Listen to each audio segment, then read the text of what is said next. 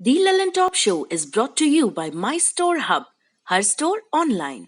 Cooker की अगली सीटी से पहले ना ये ढाबा ऑनलाइन कर देना है।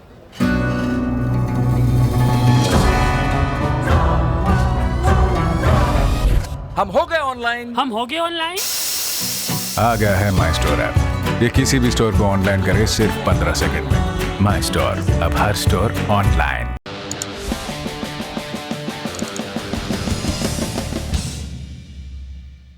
पहली सुर्खी कोविड वैक्सीन के मोर्चे से है। हम जानते हैं कि सीरम इंस्टीट्यूट ऑफ इंडिया और भारत बायोटेक जैसी कंपनियों ने, इसके अलावा विदेश की फाइजर जैसी कंपनियों ने भारत में इमरजेंसी यूज ऑथराइजेशन के लिए drugs controller general of India में अप्लाई किया था। हमें यह भी पता है कि डीसीजीआई ने सीरम इंस्टीट्यूट और भारत बायोटेक से ट्रायल के नतीजों से जुड़े और डेटा को जमा करने को कहा था।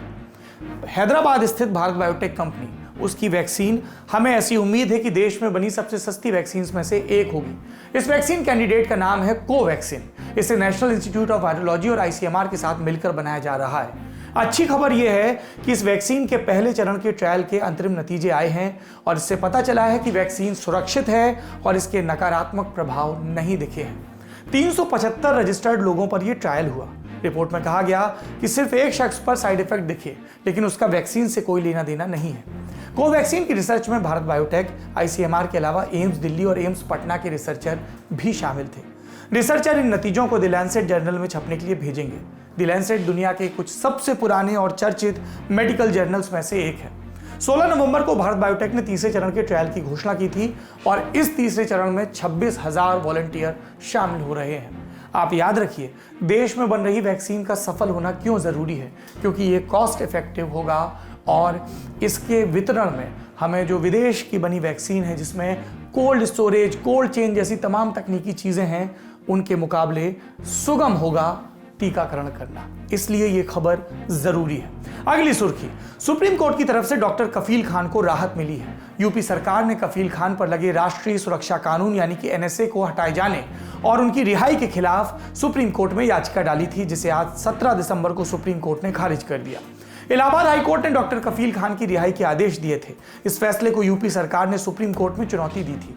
आज 17 दिसंबर को चीफ जस्टिस एसए बोबड़े की अगुवाई वाली 3 जजों की बेंच ने कहा कि हाई कोर्ट का आदेश सही है, हमें इसमें हस्तक्षेप करने का कोई कारण नजर नहीं आता। ट्विटर पर इस फैसले के बाद डॉक्टर कफील खान ने खुशी जाहिर करते हुए कहा कि सुप्रीम कोर्ट ने यूपी सरकार की याचिका, जो मेरे रासुका के तहत हिरासत को रद्द करने के हाईकोर्ट के फैसले को चुनौती दी थी, उसको खारिज कर दिया। न्यायालय पर पूरा भरोसा है, मुझे न्याय मिला। आप सबका बहुत शुक्रिया। साल 2017 में गोरखपुर बीआरडी मेडिकल कॉलेज हादसे के बाद कफील खान चर्चा में आए थे। दिसंबर 2019 में सीए विरोधी प्रदर्शन के दौरान एएमयू में कथित तौर पर भड़काऊ भाषण देने के आरोप में उन पर एनएसए के तहत केस दर्ज हुआ था। 29 जनवरी को उनकी गिरफ्तारी हुई और 7.5 महीने जेल में रहने के बाद इलाहाबाद हाईकोर्ट के आदेश पर सितंबर महीने में उनकी रिहाई हुई। कफील खान के मामले में यूपी की योगी आदित्यनाथ सरकार का बायस साफ नजर आ रहा है, ऐसा कई टिप्पणीकार कहते हैं, और इसीलिए हाईकोर्ट और सुप्रीम कोर्ट में भी यूपी सरकार की दलीलों को दुरुस्त नहीं माना गया। अगली सुर्खी टेलीकॉम और कम्युनिकेशन सेक्टर से जुड़ी है। मोदी सरकार ने स्पेक्ट्रम नीलामी का फैसला किया है। 4G बैंड के कुल 2251 मेगाहर्ट्ज की नीलामी की जाएगी। 16 दिसंबर को कैबिनेट मीटिंग के बाद फैसले की जानकारी देते हुए देश के टेलीकॉम मंत्री रविशंकर प्रसाद ने बताया कि स्पेक्ट्रम की नीलामी के लिए सरकार ने बेस प्राइस 3,92,000 करोड़ रुपए तय किया है। इस नीलामी के जरिए इस नीलामी के लिए इसी महीने नोटिस जारी किया जाएगा, जिसके बाद अप्लाई कर सकते हैं। हम और आप नहीं करेंगे, बड़ी बड़ी कंपनियां करेंगी। ये जो पूरा प्रोसेस है स्पेक्ट्रम एलोकेशन का, इसके बारे में लल्लन टॉप पर आपको विस्तार से जानकारी मिलेगी। सरकार का लक्ष्य क्या है? मार्च 2021 तक नीलामी की प्रक्रिया पूरी हो जाए। एक ऐसे दौर में जब अर्थव्यवस्था की हालत डामाडोल है, इस स्पेक्ट्रम नीलामी से सरकारी खजाने को फायदा होने की उम्मीद है। इस बीच 5G स्पेक्ट्रम की नीलामी पर भी डिपार्टमेंट ऑफ कम्युनिकेशंस की तरफ से फैसला होने की बात हो रही थी, लेकिन इसका अभी इंतजार है। अगली सुर्खी, 1971 में भारत पाकिस्तान युद्ध में भारत की जीत के बाद बांग्लादेश स्वतंत्र देश बना था। युद्ध के 50 साल पूरे होने के मौके पर प्रधानमंत्री नरेंद्र मोदी और बांग्लादेश की प्रधानमंत्री शेख हसीना ने वर्चुअल समिट में हिस्सा लिया। दोनों ने चिल्हटी हल्दीबाड़ी रेल लिंक का उद्घाटन भी किया। कहा गया कि इससे बांग्लादेश, असम और बंगाल के बीच कनेक्टिविटी बेहतर होगी। 1965 से बंद पड़े 6 में से 5 रेल लिंक फिर से शुरू होंगे। दोनों नेताओं ने महात्मा गांधी और शेख मुजीबुर रहमान पर बंगबंधु बापू डिजिटल प्रदर्शन का भी उद्घाटन किया। प्रधानमंत्री मोदी ने इस मौके पर नेबर फर्स्ट वाली बात यानी पड़ोसियों को पहली प्राथमिकता वाली बात दोहराई और कोरोना से दोनों देशों की लड़ाई का जिक्र किया। आज सारी दुनिया वर्चुअल समिट्स कर रही है, लेकिन आपके और मेरे लिए ये माध्यम नया नहीं है। कई वर्षों से हम वीडियो के माध्यम से बातचीत कर रहे हैं। कई बार हमने वीडियो के माध्यम से प्रोजेक्ट को लॉन्च और इनॉग्रेट भी किया है। एक्सेलेंसी विजय दिवस के तुरंत बाद आज की हमारी मुलाकात और अधिक विशेष महत्व रखती है। एंटी लिबरेशन फोर्सेस पर बांग्लादेश की ऐतिहासिक जीत को आपके साथ विजय दिवस के रूप में मनाना हमारे लिए गर्व की बात है।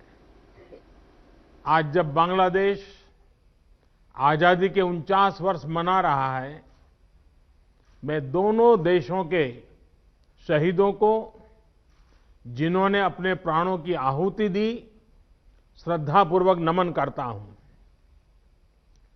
विजय दिवस के अवसर पर कल मैंने भारत में राष्ट्रीय समर स्मारक में श्रद्धा सुमन अर्पित किए और एक स्वर्णिम विजय मशाल प्रज्वलित करी। ये 4 विजय मशाल पूरे भारत में भ्रमण करेगी और हमारे शहीदों के गांव-गांव ले जाई जाएगी। 16 दिसंबर से हम स्वर्णिम विजय वर्ष मना रहे हैं, जिसमें भारत भर में कई कार्यक्रम आयोजित किए जाएंगे। एक्सेलेंसी, मुजीब वर्षों के अवसर पर मैं सभी भारतीयों की ओर से आपको बधाई देता हूं। अगले वर्ष बांग्लादेश यात्रा के निमंत्रण के लिए मैं आपका धन्यवाद करता हूं। आखिरी सुर्खी का सिरा बिहार के सीवान में हुए चर्चित तेजाब कांड से जुड़ा है। बाहुबली नेता शहाबुद्दीन के खिलाफ कानूनी लड़ाई लड़ने वाले और उसे तिहाड़ जेल तक पहुंचाने में बड़ी भूमिका निभाने वाले चंदेश्वर प्रसाद उर्फ चंदा बाबू का बुधवार 16 दिसंबर को निधन हो गया। साल 2004 में रंगदारी को लेकर चंदा बाबू के बेटे गिरीश और सतीश उनका शहाबुद्दीन के बदमाशों ने अपहरण कर लिया था और तेजाब से नहलाकर मार डाला था। तीसरा बेटा राजीव किसी तरह बचकर भागा, घटना का गवाह बना। चंदा बाबू और राजीव ने आरोप सीवान के पूर्व सांसद, आरजेडी के नेता और जीरादेई से विधायक भी रहे बाहुबली शहाबुद्दीन पर लगाया। चंदा बाबू ने तमाम दबावों और धमकियों के बीच कानूनी लड़ाई शुरू की। उनके तीसरे बेटे और गवाह राजीव की भी गोली मारकर हत्या कर दी गई। 2019 के लोकसभा चुनाव में ललन टॉप यात्रा के दौरान हमारी साथी स्वाति ने चंदा बाबू से बात की थी। उन्होंने अपने बेटों को खोने की कहानी बयां की। आप भी ये कहानी उन्हीं की ज़बानी सुन लीजिए। दुकान पर शहाबुद्दीन की तस्वीर बांटी गई थी। हर जगह तस्वीर को टांगा गया था। लोग जैसे देवी देवता को अगरबत्ती दिखाते हैं, उस तरह से अगरबत्ती अपने दुकान में लोग दिखाते थे। जिसके यहाँ मालूम हो कि जिसके यहाँ कैलेंडर नहीं है, जिसके अंदर दुकान में शहाबुद्दीन का फोटो नहीं है, उस दिन उसके दुकान का ताला बंद कर दिया जाता था। बंद कर ताला। तो ये सारी घटनाएं उस समय थी। शहाबुद्दीन का बहुत बड़ा बोलबाला था यहाँ। वह बोलबाला इसलिए था कि कभी किसी के साथ कुछ भी कर सकता था। लोग डर के मारे जो है सहमे हुए थे। डर से एक शब्द उनके खिलाफ कोई बोल नहीं पाता था। और यह भी दिखावे के लिए हमारे बच्चों को मारा गया कि सिवान थर्रा जाए, सिवान के लोग एक जुबान कुछ हमारे विपक्ष न बोले। इस वजह से तो ये लड़का किसी तरह से, हमारा 2 लड़कों को तो गया, जेल से निकला। जाने के बाद वहाँ इन लोगों को तेजाब मंगा करके नहलवाया। नहलवाने के बाद टुकड़े में काटा, टुकड़े में काट करके बोरे में कसवा दिया, नमक डलवा दिया और फेंकवा दिया। ये बड़ा लड़का जो है इसको रखा कि इस साले को रखो, कहा कि इस साले को रखो, जब इसका बाप आएगा अपना मकान लिख देगा तो इसके लालच में, इसके एवज में, इसकी बदौलत वो अपना मजबूरी में जो है मकान तो लिख ही देगा। तो इसको बचाने के लिए जब वो मकान अपना लिख देगा तो इस साले को भी मार दिया जाएगा, इसके बाप को भी मार दिया जाएगा। सीवान के तेजाब कांड और शहाबुद्दीन से जुड़ी कहानियां विस्तार से आपको ललन टॉप की वेबसाइट पर भी मिल जाएंगी। चंदा बाबू की कहानी इस बात का सबक है कि कोई कितना भी क्रूर, कितना भी सत्ता के रसूख में जीने वाला, पलने वाला गुंडा क्यों ना हो, यदि कोई आदमी, कोई नागरिक एड़ियां गड़ा ले, सब कुछ गंवाने को तैयार हो जाए तो वो न्याय हासिल कर ही लेता है। हालांकि सब कुछ गंवाने की नौबत नहीं आनी चाहिए, लेकिन चंदा बाबू जैसे लोग तमाम कथित बाहुबलियों के खिलाफ संघर्ष के लिए प्रेरणा का स्रोत है। आखिरी सुर्खी पश्चिम बंगाल से, जहां ममता बनर्जी की तृणमूल कांग्रेस को लगातार झटके लग रहे हैं। टीएमसी विधायक जितेंद्र तिवारी ने आसनसोल नगर निगम प्रमुख के पद से इस्तीफा दिया। उन्होंने पश्चिम बंगाल सरकार को पत्र लिखकर आसनसोल को केंद्रीय कोष से वंचित रखने का आरोप लगाया। वहीं पार्टी के हैवीवेट नेता शुभेंदु अधिकारी ने विधायक पद से भी इस्तीफा दिया और फिर पार्टी की प्राथमिक सदस्यता से उनके बीजेपी में जाने की चर्चाएं पहले से ही चल रही हैं।